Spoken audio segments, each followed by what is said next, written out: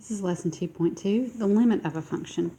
In this lesson, you're going to learn about limits in general, about numerical and graphical methods for computing them, as well as looking at the various meanings of limits, descriptive, numeric, and graphic, both finite and infinite. Note that algebraic manipulations are not emphasized yet, so don't worry about that yet. And the geometric and limit definitions of vertical asymptotes, and the advantages and disadvantages of using graphic devices to compute a limit. So the first thing we're going to look at is the function f of x equals x squared minus x plus 2. And we're going to look at it near 2. So when we're looking at this and we're trying to do these problems, we're going to look at it as it comes from close to 2 from both directions. So we're going to go smaller from the left-hand side, and then we're going to go from the right-hand side and see what it's approaching. And as I look at this, they're both approaching about the same value. And because of that, as it's approaching 2 and it's approaching 4 from both sides, then that means that the limit is 4. So the limit of the function as x approaches 2 is equal to 4. And we read this, as I was saying, the limit of the function f of x as x approaches a equals L. You can also look at it as the values of the function tend to get closer and closer to that number from both directions, but it doesn't equal it. So it can, but it doesn't. So, as you've seen in the past, hopefully, the function as f of x goes to L, f of x goes to L as x goes to A. A lot of times you'll see it x goes as x goes to A, f of x goes to L. So f of x approaches L as x approaches A. These 3 pictures here just show 3 cases graphically what could happen. It could be that at A, that the function is continuous and it just goes on through it. It could be, as we're noticing on this one, that there is a hole, but down here is where the point is. So it is continuous, but it jumps down. And then the third case is where there is just a hole right there. But in all 3 cases, it's still approaching that same number from either direction. And so the limit is still L, even though the function right here has a different value, and even though over here it is undefined. So let's look at a new case. From this one, I went on Desmos and put in a function, and I approached 2 from either direction, but if I would have plugged 2 into here, it would have been an undefined. So as I graphed it, there's a hole here. And as I'm approaching from both directions, it's approaching the same number, even though the function is undefined, and it's going to the same y value, or f of x value, and the function is going in the same way. And because that's the case, the limit of my function as x goes to 2, x minus 2 over x squared minus x minus 2 is equal to 1/3. Now let's say I change this a little bit and I make it a piecewise function. It's the same function here, but we know that x can't equal 2 because it's a restriction, because if I put a 2 in the denominator, that it will give me a 0, so it's not at 2. But then at 2, I do give it a value of 1.5. Will that change my limit? Well, looking at this scenario, it's still, as we approach from both sides, the function is still going into the same value. So this doesn't change the limit. The limit is still 1/3. So the limit as f of x, the limit of f of x as x approaches 2 is still equal to 1/3. So the next function that we're looking at is the square root of t squared plus 9 minus 3 all over t squared. And we go ahead and use our calculator and we put in values. And as we approach, it appears that we are approaching the same number. It appears that the limit's probably going to be a 1/6. But be careful because calculators can be misleading. Let's look at the next slide here. And we see that as we make them smaller and smaller, because we're approaching 0, we're getting closer and closer to 0. Now it looks like maybe the limit's equal to 0. When in fact, this is just a calculator error. Now your calculator may not give this error, and that'd be great. But there are step issues the calculator has. So be aware. We'll talk about how to deal with this later on. But understand that calculators can give false limits. The next function we're looking at is a sine function. And we're going to look at the limit of x goes to 0, the sine of x over x. So when we're looking at this one, here the sine function, so we divide it out, notice that there's a hole there. And as we approach 0 from both directions, it appears to be approaching 1, so we're going to say that the limit is equal to 1. In this case, it's correct, so we don't have to worry about it, but we're going to look later on in another chapter about using geometric arguments that this is true. Even though it is undefined at 0, it still exists.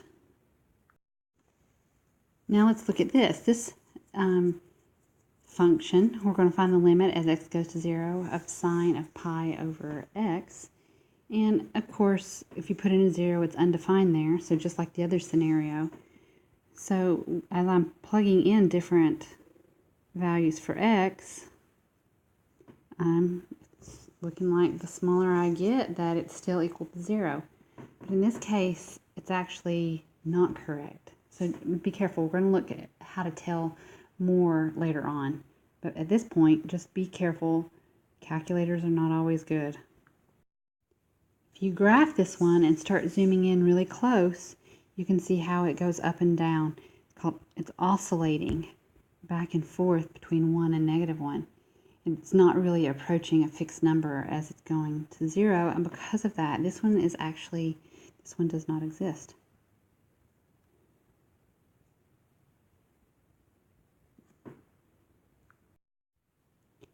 Now looking for the limit of our next function, again we just start constructing values, a table of values. Notice every time we have this, we're going close to 0 from both directions.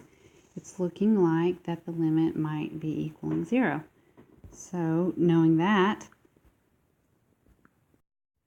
I'm thinking, okay, this is probably going to be equal to 0, but there's more to it than that.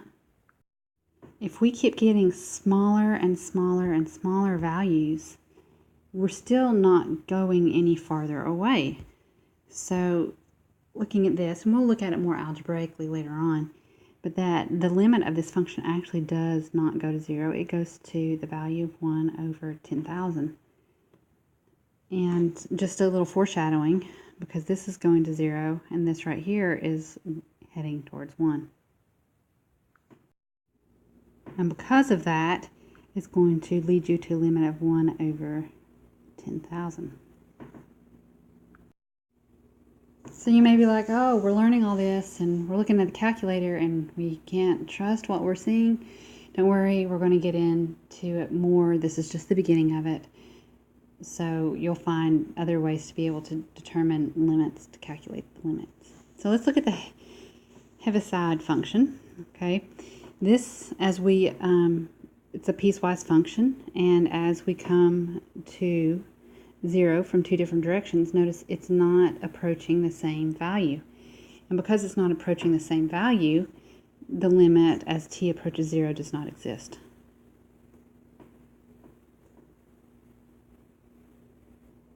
Even though at t equals 0, it is defined.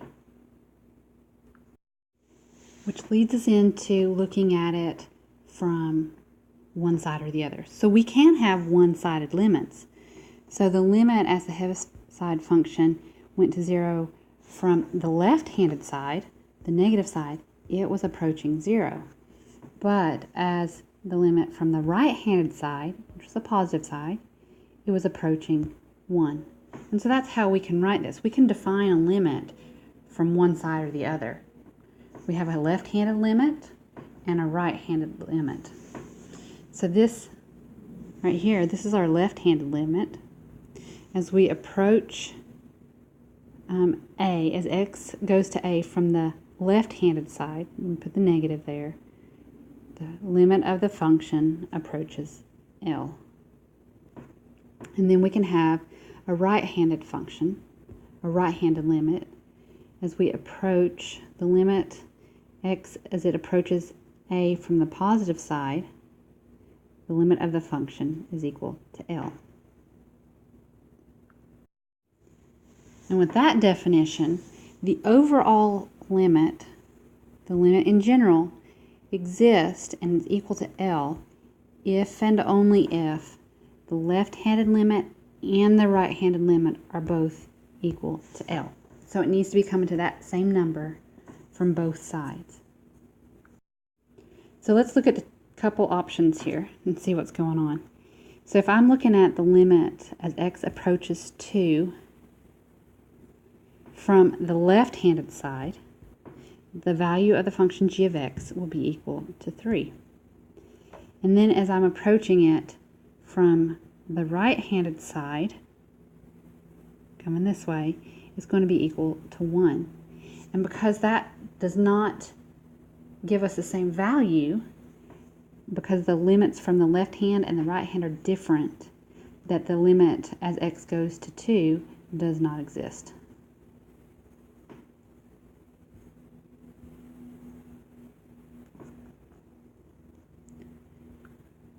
If I look at a different value, let's go to 5 right here. We're going to go from the right-handed side. It's approaching 2. And then as I go from the left-hand side, it's also approaching 2. And so that means, because it's approaching the same value from each direction, that the limit of g of x as x goes to 5 is equal to 2. Even though at 5, it's not equal to 2. And that's okay. G of 5 doesn't equal to 2, but the limit does equal 2. So this is the last section. We're going to look at some infinite limits. So looking at the function, the limit of 1 over x squared as x approaches 0, let's figure out what that equals. So we're going to 0 from each direction. We look at the graph, and notice both sides are approaching the same number, even though really they're both going up, and that's not really a number, but they're both increasing without bound as they get closer and closer to a. And because of that, we can say that it does have a limit, and then that limit is going to be infinity.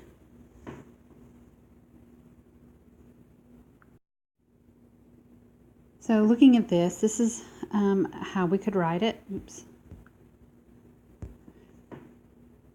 It can also be written in this way, which hopefully you've seen and you've done it in your previous classes, but if not, that's what it looks like.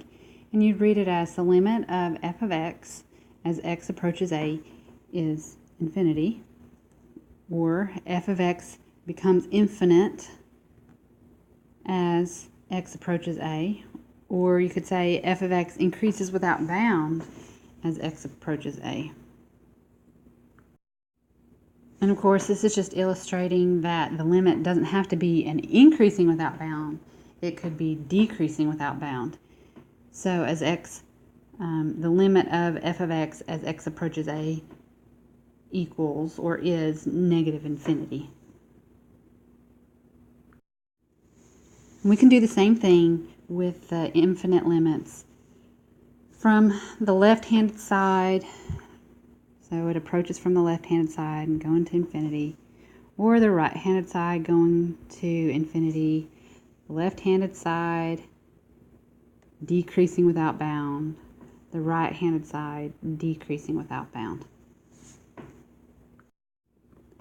And on all of these situations, because it actually never reaches the number, but it's approaching it, these lines are all called, where x equals a, the vertical asymptote.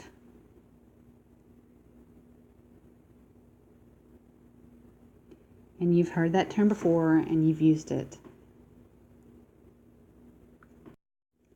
So let's look at one scenario right here. The limit of the function 2x divided by x minus 3 as x approaches 3 from the right-handed side.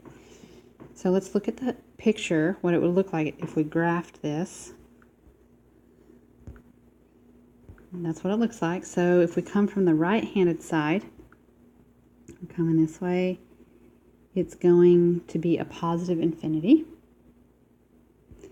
So it increases without bound. But if we approach from the left-handed side, it's going to be a negative infinity. And in this situation, your asymptote, your vertical asymptote,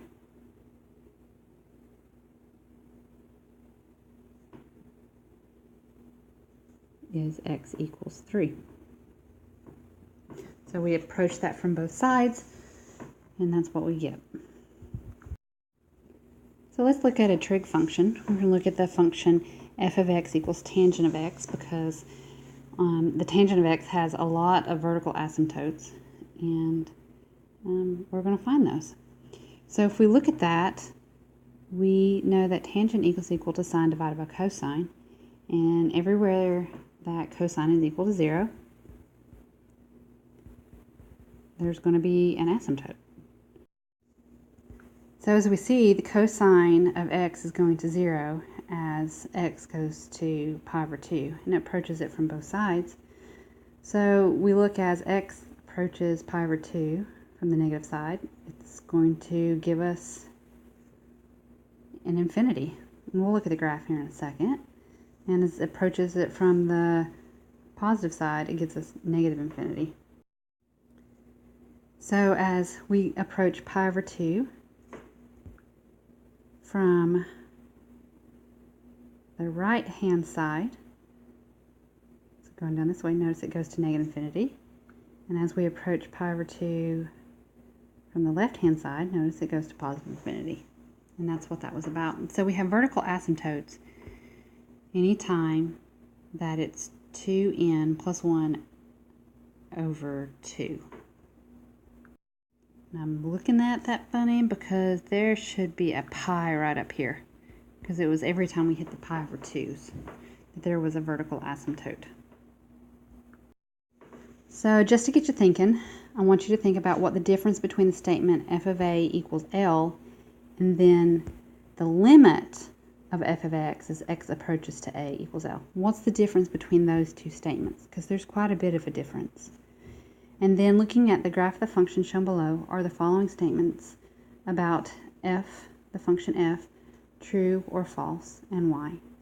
So is A true or false, B true or false, and C true or false? So answer those at the end of the video here.